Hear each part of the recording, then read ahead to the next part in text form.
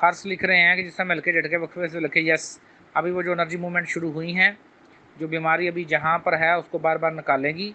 बाएं टांग ज़रा सोती रही, लेकिन जब क्लास के बाद उठा टांगों में हरकत की तो ठीक हो गई। तो अगर ऐसा हो तो और उनको मज़ीद हील करो, मज़ीद हीलिंग की ज़रूरत है। भाई मानला साहब, आपकी कैफियत बहुत पॉजिटिव है, उस गनूदगी के ही आगे कामयाबी है, बस आप करीब ही पहुँच चुके हैं।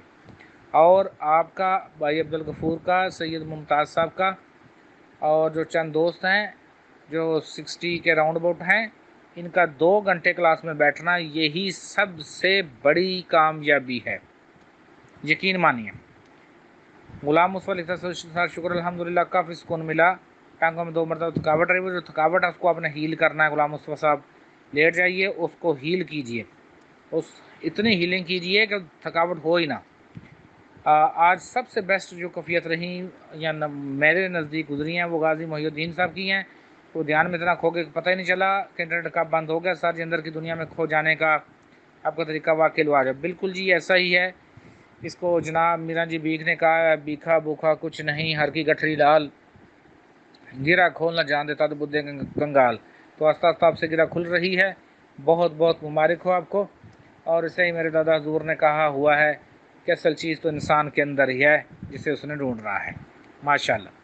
तनवीर अहमद लोधी साहब, पहला सेशन लंबा महसूस हो रहा था, गनूदगी छाई हुई थी। ये गनूदगी बहुत पॉजिटिव है, एनर्जी मूवमेंट्स हैं।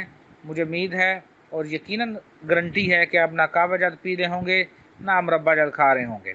दूसरे सेशन में उतार और थकान, ये भी कामयाबी थी। और जो आपने लेट कर मुराकबा किया, ये उससे बड़ी कामयाबी है। शाबाश, वेल डन। इसी तरह आपने मज़ीद लेटे रहना था और अपने ही अंदर तवज्जो के साथ हील करने की कोशिश करनी थी, मज़ीद अपने आप को स्ट्रांग करें।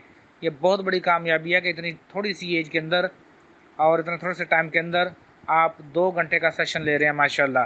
ये जो उकताहट है, be there be there be there, within time ये ख़त्म हो जाएगी। काशिफ दिख रहे हैं कि बहुत सुकून मिला। माशाल्लाह जी, मुझे बहुत अच्छा लगा जी। ये जो एक दोस्त हैं जो जट साहब हैं मेरे पास से, ये प्लीज़ अपना पूरा नाम मुझे ज़रूर बताइए। इनकी कैफियत अच्छी रही, मुझे भी खुशी हुई जी। के ए साहिबा, वक़्त गुजरने का नहीं पता चला, दैट जाल जी काफ़ी है, आगे छोड़ दीजिए बाकी बातें।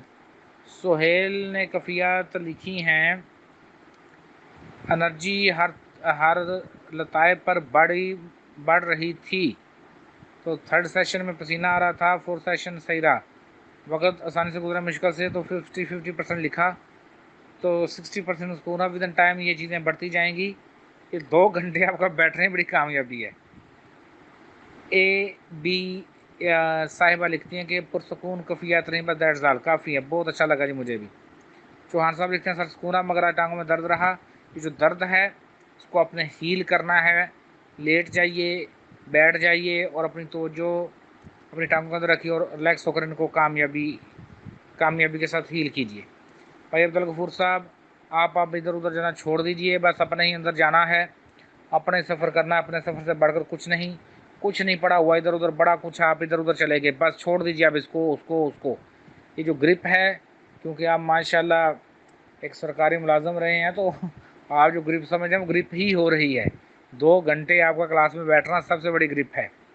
मुमताज़ साहब समझ रहे हैं इस बात को, उन्होंने अल्लाह का शुक्र अदा किया है, वेरी नाइस। लेकिन नेक्स्ट टाइम थोड़ी सी कैफियत लिखा करें। और दूसरी बात, ये जो आपने इधर उधर सुना है ना, कैफियत बताने से प्रॉब्लम आता है, मेरे साथ कैफियत बताने में खुल्लम खुल्ला बताइए, कुछ भी नहीं होगा। मैं कोई वो जो है ना जिसे कहते हैं कि वो क्या अल्फाज करूँ, कुछ भी नहीं होगा, खुल्लम खुल्ला बोल रहे हैं। जो भी आपकी कैफियत है टेंशन ना लें, अल्लाह पाक करम करेंगे। एन साहिबा, माशाल्लाह आपकी कैफियत बहुत अच्छी नहीं है। जो आपको दर्द हुआ था वहीं पर आपने क्लास स्टॉप कर उसको हील करना है। जब दर्द है ना तो उस दर्द को हील करना है। जब आप दर्द को हील करने पे आप लोग कामयाब हो जाते हैं ना, तो आपको माशाल्लाह मज़ीद कामयाबी मिलती जाती है। मंजूर हैदराबाद से लिखते हैं कि उनको काफ़ी अच्छा लगा। तो जनाब मुझे भी अच्छा लगा। ज़हीर भाई माशाल्लाह, ये विद इन टाइम और कैफियत बढ़ेंगी, इसी में खोना है, वहीं पर आपने प्रेजेंट रहना है। जे एम साहबा लिखती हैं मुराकबा बहुत पुरसकून रहा। शाबाश, मुझे भी बहुत अच्छा लगा जी। एम एच साहबा के अभी कफ़ियत आई हैं जिनको रोशनी महसूस हुई है, बहुत पॉजिटिव। सैयद मुमताज़ साहब, बिल्कुल आपकी बात दुरुस्त है, मैं इत्तेफाक करता हूँ, लेकिन मज़ीद अच्छी तरह से कैफ़ियत लिखा करें ताकि मज़ीद आपके चक्रास और एनर्जी बॉडीज़ को उसी तरतीब के साथ ओपन करने या डीकोड करने की कोशिश की जाए। तो ओवरऑल आज की तमाम कैफ़ियत बहुत पॉजिटिव हैं। आगे भी आपको बताया था, और उससे पहले थोड़ा सा शिकवा आप लोगों से, सिंपल सी बात थी, आप लोगों से कहा था कि आप लोगों ने मुरब्बे लेने हैं, उनको धोना है। जो तुम्बा है या कोड़ तुम्बा है, किसी भी पंसार की दुकान से चले जाते, वहीं से मिल जाने थे आपको। ये कितने का नुस्खा था? 5 नहीं तो 600 रुपये का मुरब्बा था।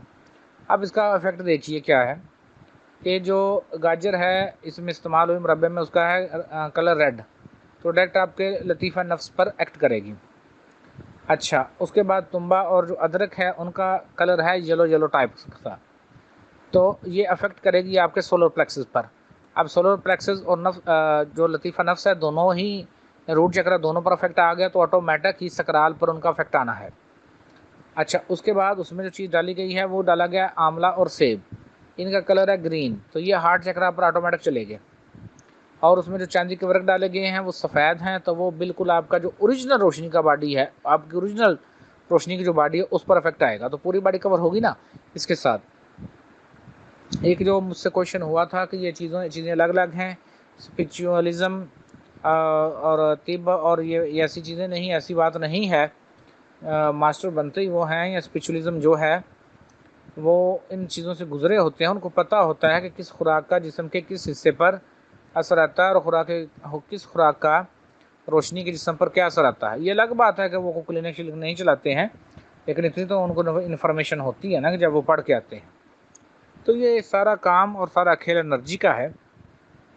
मैंने आपको कहा है कि आप एक एनर्जी हैं, और एनर्जी के साथ जब आप आंखें बंद कर आपकी जो अवेयरनेस जागती है, और आप क्राउन चक्र, ये जिनको सर दर्द महसूस होता है, वो बेसिकली क्राउन चक्रा की मूवमेंट्स होती हैं।